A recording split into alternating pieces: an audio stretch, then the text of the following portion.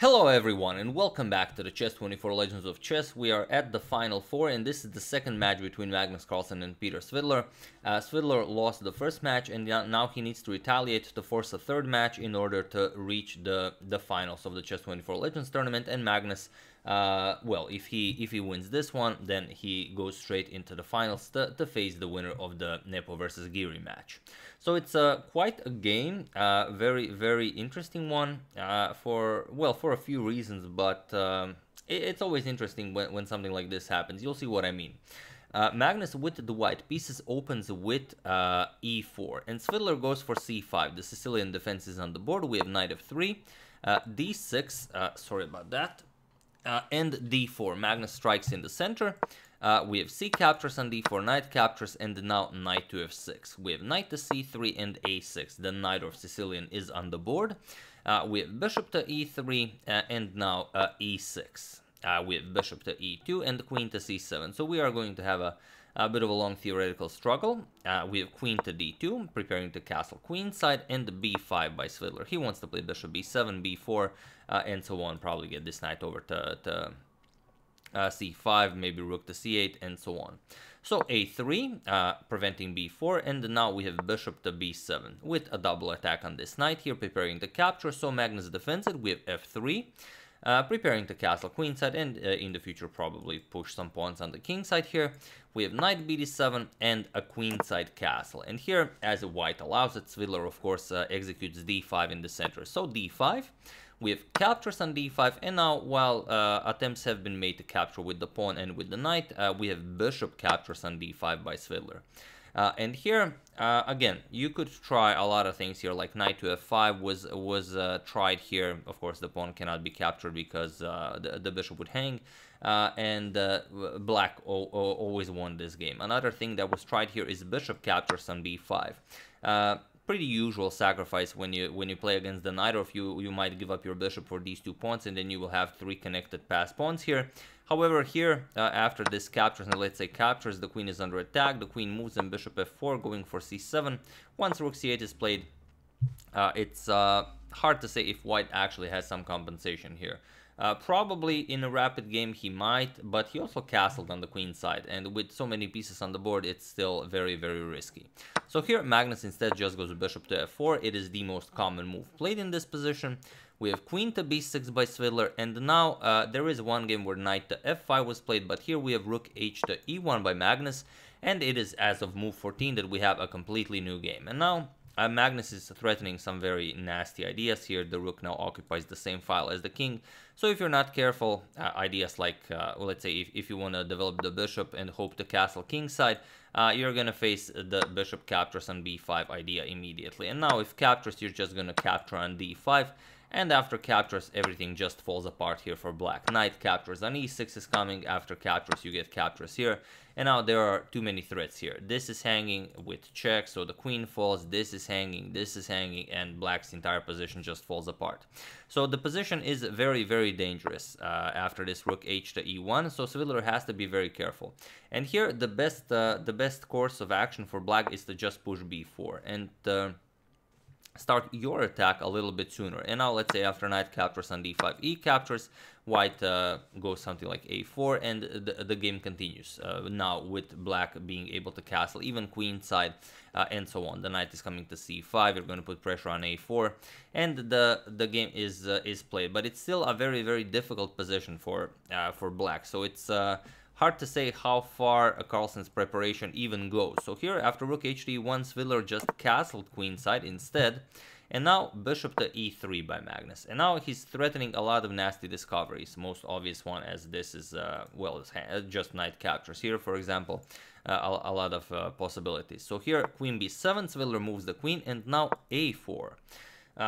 Seems a bit odd pushing a pawn in front of your own king, as you also castle queenside, but black also now castled queenside, and you really want to open up some lines, because white has much more attackers in the center and on the queenside than black. So here, if you capture, knight captures here is coming. Once this knight moves, you will have some nice pressure here. Bishop captures on a6 could be an idea.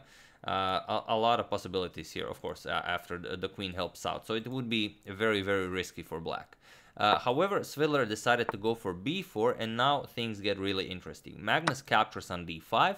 We have captures on d5, and now knight to b3. Now preparing to bring the knight over to a5, and the bishop pair, well, is almost fully operational. And here you have to really figure out what to do with black. King to b8, maybe try and get the king into to safety, get maybe the rook over to the c file. Knight captures on e3 could also be an idea. However, Svidler goes for queen to c6, and now Magnus just dives in with the queen. Here, the a4 pawn is under attack, but Magnus doesn't care. He just plays queen to d4, and now he says, okay, if you capture my a4 pawn, I'm just going to play queen a7, and now what do you play? Bishop captures on a6 is coming, which will win the queen, as the king has nowhere to go. So you'd have to block it with knight to b8, defending the pawn, but now just rook d4. And now rook to c4 is coming, bishop to f2 followed by bishop g3 is coming, it's going to be very strong. So very, very hard to save. Rook d6, preparing to block this, just rook ed1, preparing now what we mentioned, rook c4, and this maneuver with the bishop. Black will fall apart here. So after this queen to d4, Svidler played bishop to d6, developing a piece and adding another defender to the queen side. But now comes knight a5 with an attack on the queen here. And again, if you go for queen captures on a4, then it's just a very quick mate. Bishop captures on a6. Now the knight is blocking the queen's well, influence over the a6 square, and after the king moves, it's just queen a7 checkmate. So not a lot of fun for black. So instead, after knight a5, we have queen to c5. Svidler now offers a queen trade, and he says, okay, we can just try and play some sort of an endgame, but he's down material, and it will be very difficult. Magnus grabs another pawn with check.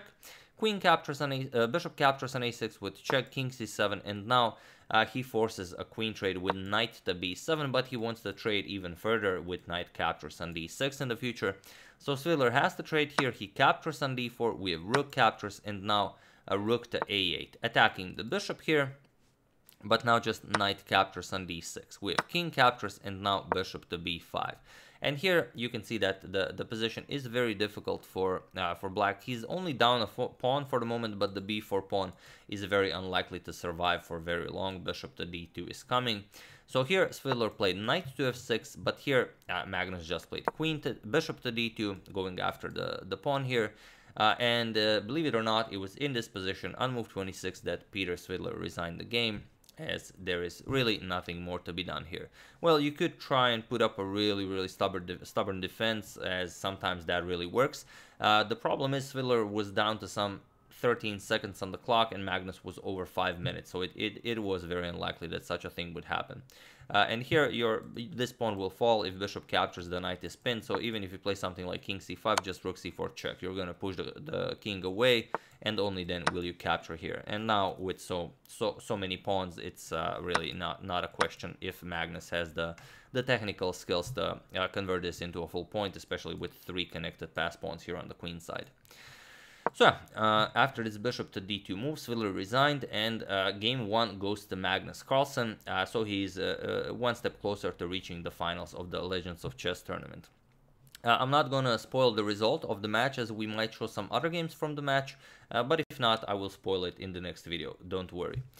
And yeah, it was quite an interesting idea, because it's very hard to, very hard to realize where Svidler went wrong. I mean, all the way up to here, up to queen to b6, this position has been played before. And like I said, knight to f5 was played here, but Magnus continued with the strongest possible move recommended by the engine. And from this point on, it was just very difficult for black to play. Like even if you let the engine run for a very long time to reach some very nice depths, and offer a move like b4, which we already discussed, it's still a really tough position for black to play. So it's really hard to imagine how far Magnus analyzed this at home, and to what depth. But yeah, Svidler just ran right into it, and it was just a really quick death. So yeah, very exciting stuff. I do hope you enjoyed it, and yeah, like I said, we're probably going to cover a few more games from this match. If not, we're going to the other match, and then I'm going to spoil the result for you guys. I would like to thank Colin Cunningham, Dan McCormick, Mance White, Karol Krzywzinski, and Mystery Person for your contribution to my channel. Thank you a lot, I really appreciate it. As usual, you can check 2 of my previous videos here. Thank you for watching, and I will see you soon, continuing the coverage of the Chess24 Legends of Chess tournament, checking up on your wonderful suggestions, and whatever else happens in the chess world. So thank you all, I will see you soon, and have an excellent rest of your Saturday, unless it's already Sunday where you're at. See you soon.